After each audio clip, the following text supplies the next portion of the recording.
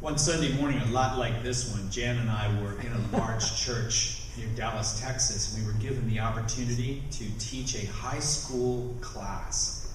And so we approached the venue, not to give a lecture, but just with a series of questions that we asked the students. And we built the class out of those questions and their responses to them. One of our key questions was, among your peers, who is regarded as a hero? Because if you know who someone's heroes are, you know an awful lot about that person. So the classroom started buzzing with discussion right away, and out of the toaster of all of that popped names that were not too unpredictable. Brad Pitt came up, Tony Stark came up, Jesus, we ruled that one out because it was too obvious.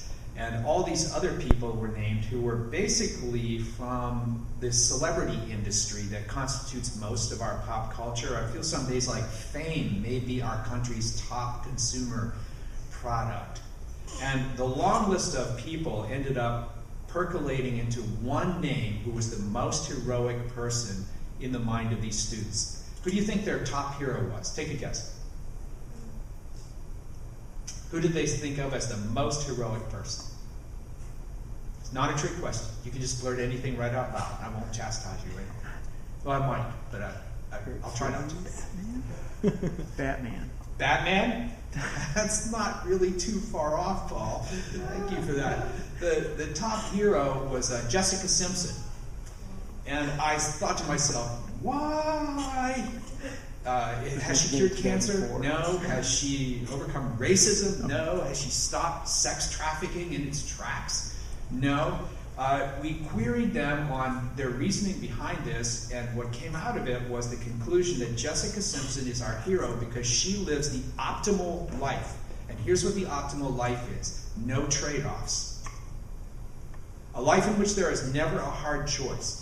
A life in which I get to be a pop star, a Sunday school teacher, literally true at the time, a reality show star. I'm married to another pop star, and I get my own line of cosmetics and perfumes. I have kids, I raise them, and all of that happens for me, and in the midst of it all, I have to sacrifice nothing.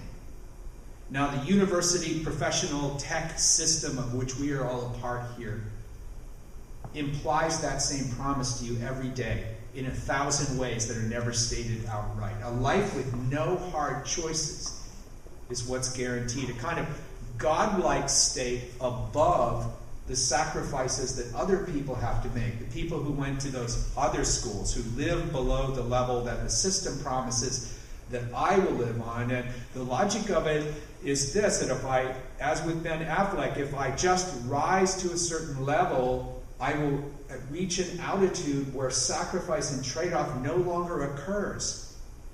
Now, in Changing Lanes, Ben Affleck's character finds out with a jolt that it's actually the opposite. That the higher you rise, the tougher the trade-offs get, the bigger the sacrifices become. Because with more chips on the table, the bets become harder to make. He discovers that hard truth. That if I'm going to live at this level, as his wife asks him, can you stay at the edge with me? Can you handle that? Can you understand that what you are is a professional thief in an expensive suit? You're dressed in Armani, but you're a gangster. And are you able to handle the trade-off, which is to surrender your values, your morals, your ethics, in order to have the house, the life, the car, and in a sense she's saying, in order to have me that goes along with that package. A life with no trade-offs. Being able to manage the trade-offs is part of what we call Christian normal. That's the name of the series of teachings we've been doing this month as we study the New Testament book of 1 Corinthians. And what we've been talking through is, did you know this, that you'll never get anywhere trying to just endure the culture that you're in, or I've got to resist this, it's so full of evil and temptation, which could be very true, and resisting some things is an important thing, but the truth is if you put all of your energy into keeping your shields up, eventually they're going to collapse because your batteries are just going to run out. Our series of teachings has been about how we can be contributors to the culture that we're in without letting it eat us alive, because you know the culture around us, it is a carnivore. It's a big barking dog, and it wants fed all the time. So if we can be positive contributors, that puts us in a whole different relationship with the world that we live in. And we call that Christian normal. We feel like that's how it should just be, and we should be able to navigate things in those terms. Now, the Apostle Paul arrived in the Greek city of Corinth in the middle of the first century with a team of people, and he did what he does, which is he plants a new Christian faith community. And it really goes swimmingly. I mean, people believe, there's an arrest, but it doesn't end up in anything. And they're baptized in a thriving, young, tender little shoot of a church comes up out of the Greek soil in this city, which is a Roman colony. It's a startup city. It's not even really very old. It's like a startup company, except Julius Caesar started a city using the same set of dynamics, and they're planted right in the middle of this, and things go so well, Paul feels like he can move on after a while, but after he's gone, not too long, he starts to get messages in writing and in person from people in Corinth saying, we have got so many terrible problems. You've got to help us. And what has really bugged historians is, if the Apostle Paul's with you for 18 months, how could so much go wrong? I mean, why would he not give them teachings on all of these issues while he was actually physically there? And one of the reasons that scholars of this book say that makes sense is probably some of the problems were new because things changed in Corinth after he left. And it seems that that's almost certainly true. And one of the things that changed was the relationship between Corinthians and food.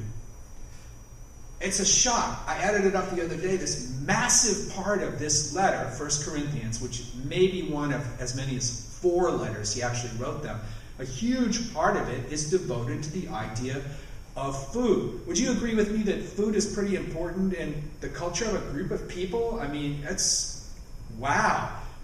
Berkeley has 400 restaurants. Did you know that? And everything you need to know about our town, you can discover by touring our restaurants. It's all right there for you. Now, I had a wonderful experience last week. I was in the city of Pittsburgh, Pennsylvania, for a church planting conference with our network of churches, the Assemblies of God. And what I loved about this was that is not just the location of the conference, it is also my hometown. I got to visit my mom, who's in her late 80s, who's doing awesome. And my brother-in-law, niece, and 2 nephews, or twins, took me out for a Pittsburgh-style dinner. And we would like to show you what a Pittsburgh-style dinner might look like. They took me to a place called Primanti Brothers, which is a local franchise and is famous for one thing: massive monster sandwiches. Now, this is what I ate that night at dinner. I texted this photo to Janet with the caption, "I'm so sorry for this." Because I know if I want to live to a normal lifespan, I can never repeat this event again. And I am certainly going to lie about it to my doctor the next time I see it. Because this sandwich is what it looks like. I mean, it's like this thick. It's a big, huge pile of meat. And what its signature trait, other than the massive slabs of French bread on the top and the bottom, which is soft and chewy and doughy, is that they take your French fries and they put them inside. They take your coleslaw, they put that inside, and you crunch the whole thing down, you hold on to it with 2 hands, and you eat it like a man. I mean, it's a massive sandwich. And it is a Pittsburgh tradition. This sandwich says one thing to me: home. And it is indigenous, it's native in ways that I can't even begin to understand. The sandwich is it's distinctively blue collar. A state of living which is something that people who aren't there think of as a thing you have to rise up out of. People look at that life with disdain, and you have to get up above that. This is unapologetically blue collar. It is brazenly filled with the number of calories that a Pittsburgh steelworker would need to work an entire shift in a sweaty, steamy, fume-filled steel mill. It's a sandwich that flies in the face of every fad diet and health-conscious food guru, and although it's been on the Food Network, it swims upstream against all of that stuff. And it says that Pittsburghers understand that you work hard in life, you make no excuses, and since we all die anyway, you might as well have a great sandwich on the way to the grave, baby. That's our point of view. You might think, well, that's so wrong. That's so heathen. That's so blue collar. That's so, that's low. That's down here. That's not where I live, up here in the stratosphere above all the trade-offs. But it's what I am. It's how I am. In my heart of hearts, it's everything that I know. It's a revolution in a bun, that sandwich. Food is an adhesive that holds groups together, and it is an ID card, if you will, that defines them and their identity. Now, two things changed in Corinth after Paul left that had to do with food in the city. One was private, and one was public. Here's the private change that took place. The Roman government had extended to the Jews in the region the right to have kosher meat in the meat markets. Now, this was not an act of kindness. This did two things. One, it pacified the Jewish population by removing an irritant that would have been trouble eventually. And the second thing was, did you ever wonder how the Romans ruled the entire Mediterranean basin just with a system of governors? It wasn't hard to figure out. A governor and a small entourage could dominate an entire region simply by extending a few privileges to them. And if the people in the region disobeyed, what would they do?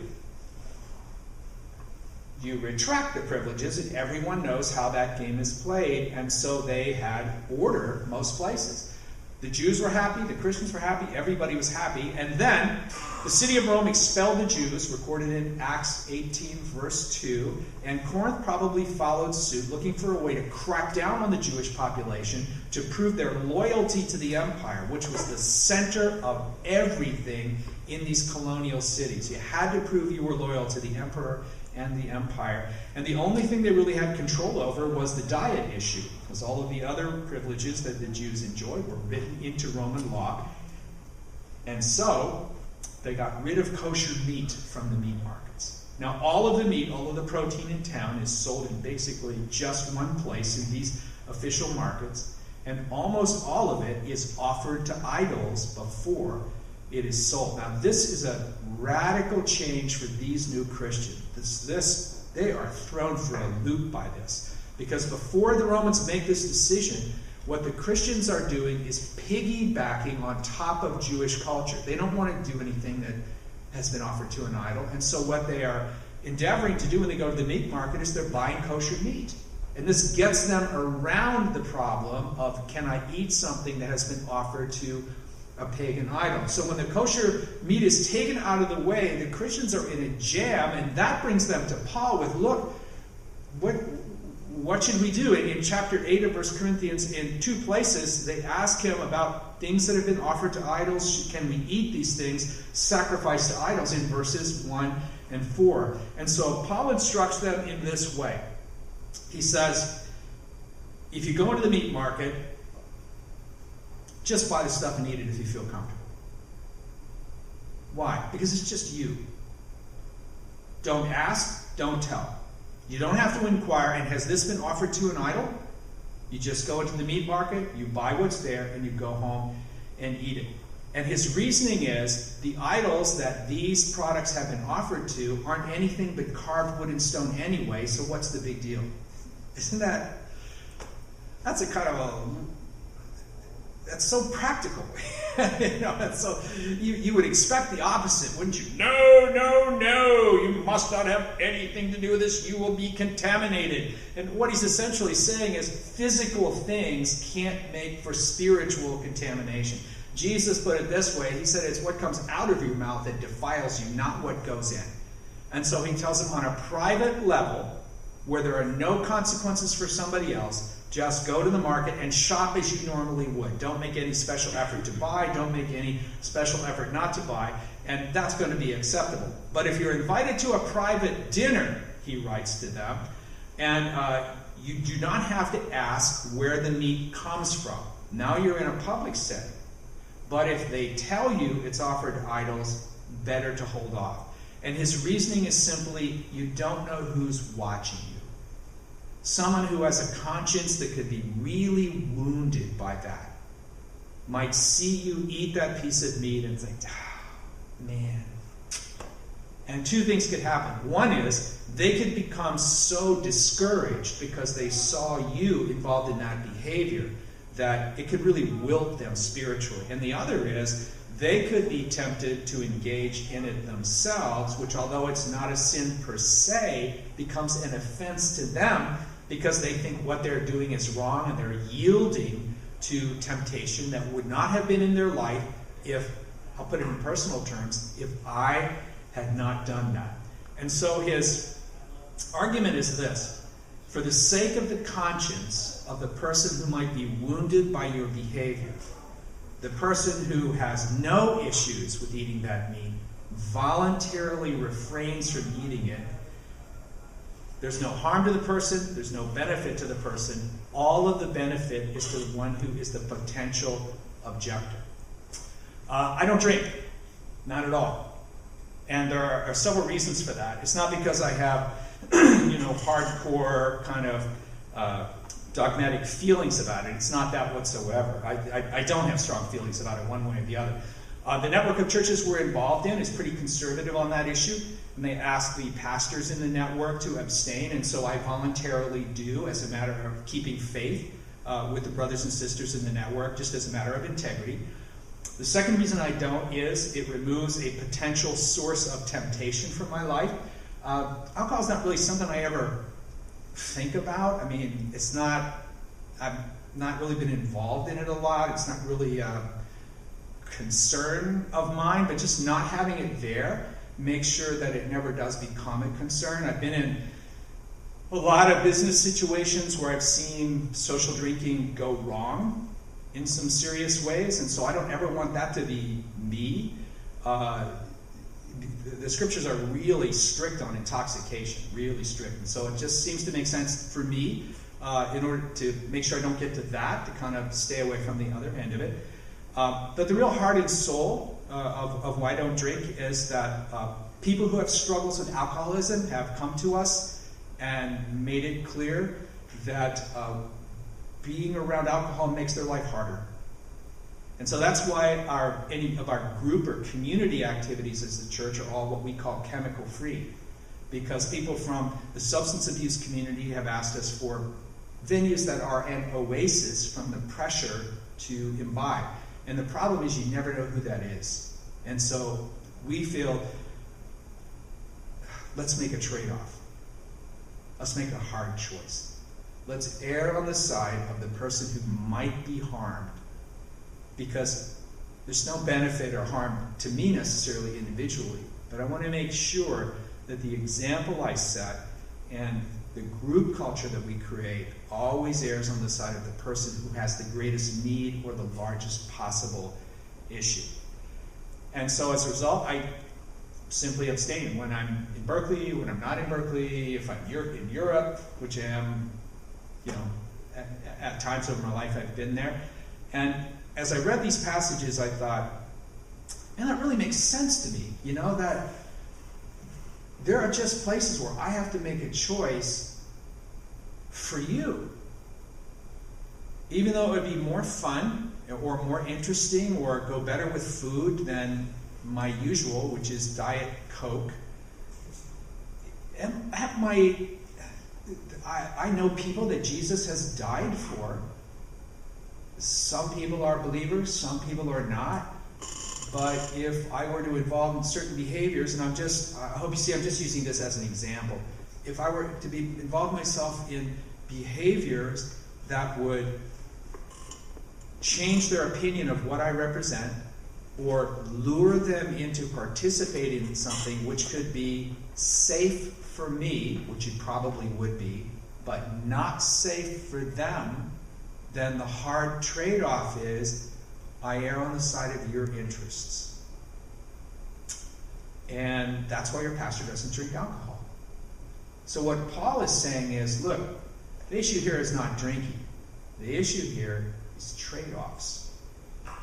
That there is no level of accomplishments where trade-offs stop to be. They just stop being. They just get harder, bigger, and tougher. But if I'm going to be living a life that's Christian normal, the object of that life is not my own advantage. The object of that life is your advantage, is what's best for you.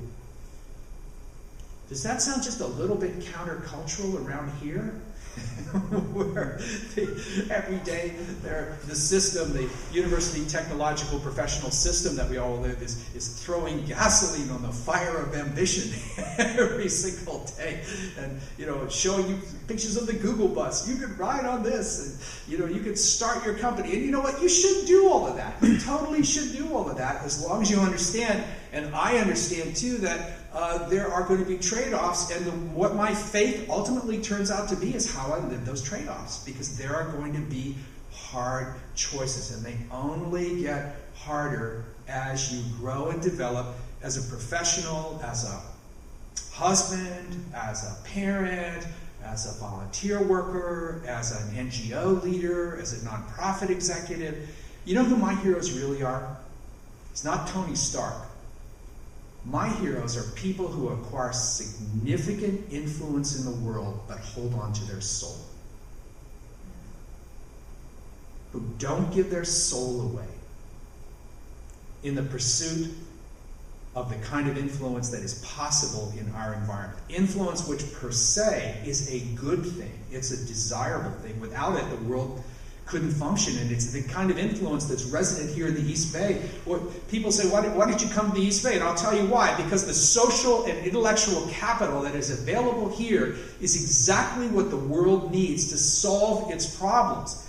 It's wonderful to find eternal life in Christ. It's the only place where it's available. He comes into your heart. He changes everything. He washes you. He does your laundry, man, and he puts the past someplace you'll never see it again. He never thinks about it again because it's like it never happened to him. And then this new life becomes a vehicle and a platform where all of those gifts that God put in you before you were born can come pouring out of you in a way that changes everything. Where children who couldn't read before can read now, and people who had filthy water can have clean water, and people who are suffering and hurting and broken, and just your neighbor who's lonely after that divorce can have some friend who will just hold that hand and say, I don't have any answers for you, but could I pray for you? I care about you. I'll have you in my heart all week long. I had that kind of conversation with one of my neighbors just a couple of days ago. And if that kind of capital, if that kind of investment that God has put in the people in this area, and simply the massive wealth that's here, the venture capital within 50 miles of this theater is larger in dollar amount than anywhere else on the planet. If all of that is organized and orchestrated according to the purposes of God, the earth will move. This is the fulcrum, this place. All we need is the lever. And I think the people who live here, the people who serve here, the people who train here are that lever. Here's what's going to happen. That begins to elevate, and the trade-offs get tougher. Because what's waiting for you at the door is the religion of me. My ambition, my goals. And the truth is, to get anywhere, you have to think about what you're doing. You have to have your eye on the ball. It does not reward the lazy or the shiftless or the people who just can't focus on what they need to get done or don't have a plan. All of that's really important. The problem is your faith is going to come up to, bam, that trade-off moment, and you'll be in a place, in a social function, and there will be people around you, and you have a decision to make about some kind of behavior. It will probably start as a relatively non-threatening, low-level behavior, because those seem like they're consequence-free. And then as your influence grows, it will escalate, escalate, escalate, escalate. And one day you're at a point of saying, to tweak our bottom line up by 0.06%, all we have to do is lay off those people. All we have to do is take our production and shift it to a sweatshop. All we have to do is pay the women in the plant less than the men. As Ben Affleck's wife says in Changing Lanes, can you live with me at the edge? And Paul, in writing back to the Corinthians, simply says this. He says, Christian normal's kind of the other way. And this is how it reads. In chapter 10, he says, all things are lawful. In other words, don't be all tense and uptight about what you can do, can't do. Like you're walking down the railroad tracks with a case of nitroglycerin in your hands. That's a terrible metaphor, because like, who's ever had a case of nitroglycerin? Did you get the idea? Like you're on eggshells, you're constantly at risk, I know people who live like this, who are under the law, that, this faith is just, it's a code of conduct to them, and so they're always making sure they have all their boxes checked about, have I done everything, I've filled all this out, is everything, is all the right stuff happening, none of the wrong stuff's happening, oh, Jesus, I did that was the wrong thing, and they're always trying to choke the life out of the wrong stuff and feed the red blood, and Paul's like, listen, everything's lawful, but not all things are helpful. All things are lawful, but not all things build up. Not all things encourage other people, he's saying. Let no one seek his own good, but the good of his neighbor. Eat whatever is sold in the meat market without raising any question on the ground of conscience. You don't have to go up to the butcher and say, was this offered to Poseidon? Here's his reason. For the earth is the Lord's and the fullness thereof, in verse 26. That verse from Proverbs was the blessing that the Jewish population of much of the Roman world said over every meal. If one of the unbelievers invites you to a dinner, and you're disposed to go, you don't have to go, you're disposed to go, eat whatever is set before you without raising any question on the ground of conscience. I remember the first question that a person far from faith asked me in the city of Berkeley. It was not, is the Bible reliable? What about the dinosaurs? Or how about those big church pastors that always seem to fall into sin? It wasn't any of that sort of, cynical, kind of harassing sort of thing. He was pointing at a pan of food we had prepared for a dinner at our house, and the very first question I was asked in the city was this: is there meat in that? And I thought, time to get a vegetarian menu together for whenever we do these dinners. We had never thought, I'm from Sandwichville. We had never thought that we were going to need to have all of that, and now we don't go out of the house without a vegetarian option. One of the unbelievers invites you to dinner and you're disposed to go, eat whatever is set before you without raising any question on the ground of conscience. But if someone says to you, this has been offered in sacrifice, then do not eat it. See, because that breaks cover, that goes public. Now there are consequences for other people. For the sake of the one who informed you and for the sake of conscience. In other words, for the sake of the unbelieving person who invited you, and for the sake of the conscience of what Paul calls your weaker brother or sister who might be observing you at the same dinner. In other words, the person who is outside of Christian faith is just as likely to be damaged by a wrong choice that may not be wrong per se, but is wrong in this context, because that person might be believing that we're going to live a different way. I live the way he or she lives, and all of a sudden to them, they think inaccurately, but they think it. You guys are no different. And my weaker friend who doesn't have the conscience yet, hasn't grown to the point where he's okay with this, sees me involved in whatever it is, which is not wrong per se, but in this context is obliterated by the shock of watching someone perhaps he or she respected taking what appears to them to be a step back, which is actually no step at all. But in the context of the situation, it is. I do not mean your conscience, but his. For why should my liberty be determined by someone else's conscience? For if I partake with thankfulness, why am I denounced because of that for which I gave thanks? So when I'm on my own, I don't have to be reined in by someone else's conscience. I just have to live right according to the scriptures as best I understand it. Then he goes on to say this: so whether you eat or drink, or whatever you do all to the glory of God. Give no offense to Jews or to Greeks or to the church of God, just as I try to please everyone in everything, I do, not seeking my own advantage, but that of many, that they may be saved. In situations that are doubtful, that are context determined, the trade-off point is simply this: my advantage versus your advantage.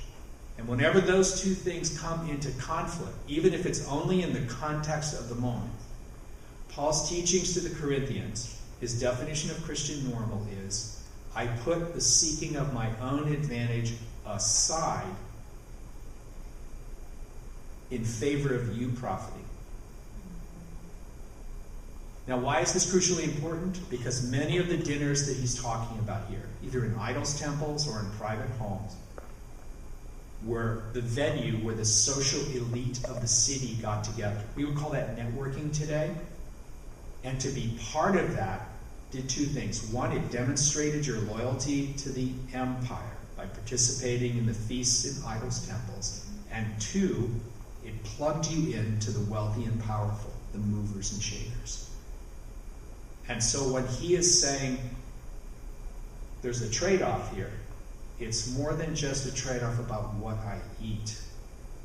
He's saying that the danger of you being pulled away from the faith is not that you're just going to run out the door and pursue an idol. It's not the idols that are in the temples all around the city. It's not the piece of carved stone that other people are bowing down to. It's the connection between that piece of stone and social claiming. Personal, financial, professional advantage. Because that's what would be the result of participating in these dinners. They're where you went to see and be seen. I went to a neo-pagan rally once here in the city just to see what they were. Check it out. It was in the city center park, down behind the government buildings, and there were all these kiosks and little tents all over selling everything that you'd want to have. If you wanted to be a Wiccan, a pagan, a wizard, all of the sort of magic technology, and nice people. I chatted with them a little bit, saw what they were selling, and amulets and wands and spell books and all kinds of other stuff. And I thought, wow, now would I bring my friend Bob, who has been a Christian for 3 seconds, into this environment? No. But I don't feel at risk here. I did it by myself for this exact reason. And then I went into the big public area where there was about to be a neo-pagan speech, and I thought, as a speech scholar, I've got to hear this. Find out what the message is. And so there's this woman up on the platform with these big speakers all around her, and she launches into this oration, and there's one man in the audience. I was standing off to the side. There's one guy, looks like about the age of a student, and he's sitting on the grass in front of her. No one else is there. It's a classic Berkeley crowd. And it's just grass with this one guy with a big backpack on, and he's sitting there looking at her. And so she's giving this speech to one person, and I'll never forget her opening line. It is, other than the best sex parties ever, what does neo-paganism have to offer? And the guy in the backpack is like, yeah! Like he's all fired up about this, And then she goes on to give a talk about how they're going to change the world through the kinds of technologies, spiritual things they make available to you. And at the end of the talk, I'm thinking, if you subtract the sex party thing, I have a feeling that this whole deal loses its luster. And this is exactly what's happening in Corinth. What drew people to all of this, to idols, temples, wasn't the idolatry itself. It was the fact that there were fringe benefits to it. That this is where the people who had it going on were hanging out. And so if you participated in this, it wasn't eating the meat or not eating the meat or drinking wine or not drinking wine. It wasn't even just being involved in what happened after dinner, which had to do with traveling brothels and all kinds of other terrible stuff. It had to do with the fact that you were going to, in surrendering these small things like food and drink, you were going to ultimately risk surrendering to a whole nother agenda, which is to switch from bowing the knee to Christ and serving other people to standing and grasping for everything you could get. And if anything was going to pull you away from the faith, it wasn't going to be a piece of carved stone, because there's no life in them. It's going to be that. And Christian Normal just says, to defend myself, to grow, to thrive, all I have to do is say, I'm going to prefer you to me. I will lay down anything I need to so that you can do better. You can grow. You can thrive. And I trust that you'll do that for me. That you won't let me be exposed to things that might harm me spiritually or shock me or set me back, even if the thing per se is not an issue. But in context, what looks like something so innocent to me could be so deadly to you. I will not seek my own advantage. Paul says, just look out for the advantage of other people. The truth is, you'll end up with all the advantage you'll ever need. Lord, thank you for the kind of grace and love that makes it possible to really live a life that is a contribution to things and not just a defense against them. Lord, as we worship you and lift your name up, we're going to take these few moments and offer back to you things that we might need to lay down this morning. If you've got anything in your heart, just as I've talked or we've worshiped today, and you feel like, man, in that behavior, in that incident, in that thing I've been involved in, I've just been kind of looking out for me. Even if it's not necessarily something wrong by itself, but I haven't been thinking about its implications for other people. As our band leads us in some worship this morning and Randy comes for the communion service, let's just leave that stuff here. Let's lay that stuff down. And let's leave here with a commitment as God gives us the grace to be the seekers of the advantage of others.